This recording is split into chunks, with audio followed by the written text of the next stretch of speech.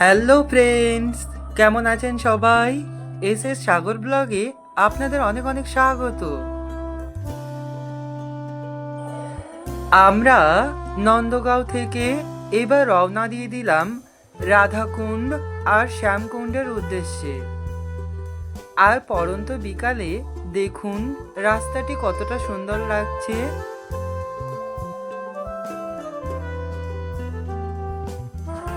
পৌঁছে গিয়েছি আমরা গোবর্ধন পাহাড়ের কাছে আরতি নামক গ্রামে অবস্থিত রাধাকুণ্ড এবং শ্যামকুণ্ড দুটি পবিত্র পুকুর।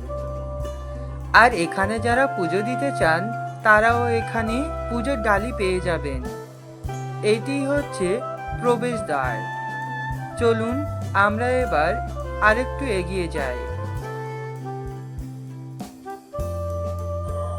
চলে এলাম তাহলে আমরা। এই রাধাকুণ্ড আর শ্যামকুণ্ডকে গোবর্ধন পাহাড়ের চোখ বলে বিশ্বাস করা হয়।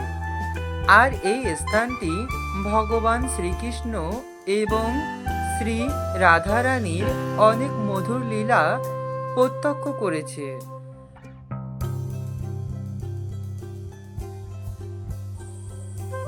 বৃষরূপ ধারণকারী হিংস্র অসুর অরিষ্টাসুরকে বধ করার পর ভগবান শ্রীকৃষ্ণকে সমস্ত পবিত্র নদীতে স্নান করতে হয়েছিল। তাই তিনি মাটিতে পা রাখলে সমস্ত নদী বেরিয়ে আসে এবং শ্যামকুণ্ড তৈরি হয়।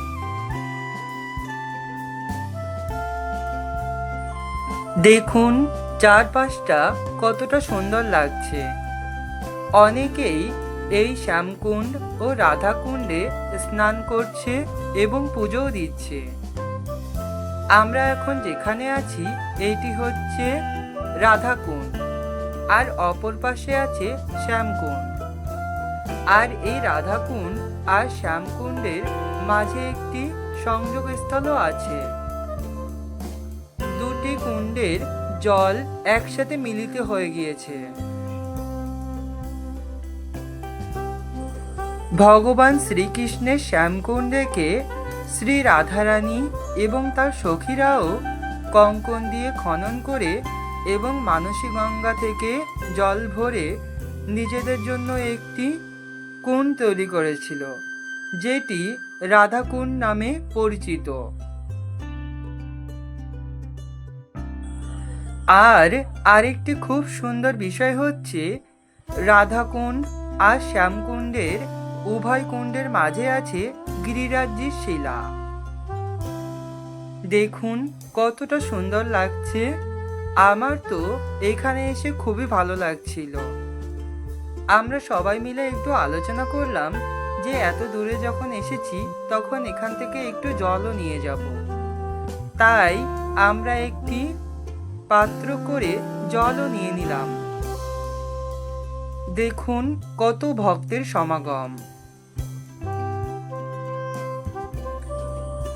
রাধাকুণ্ডের কেন্দ্রস্থলে কনককুণ্ড নামে একটি প্রাচীর বেষ্টিত অঞ্চল রয়েছে, যা আসলে শ্রী রাধারানী তার চুড়ি দিয়ে তৈরি করেছিলেন।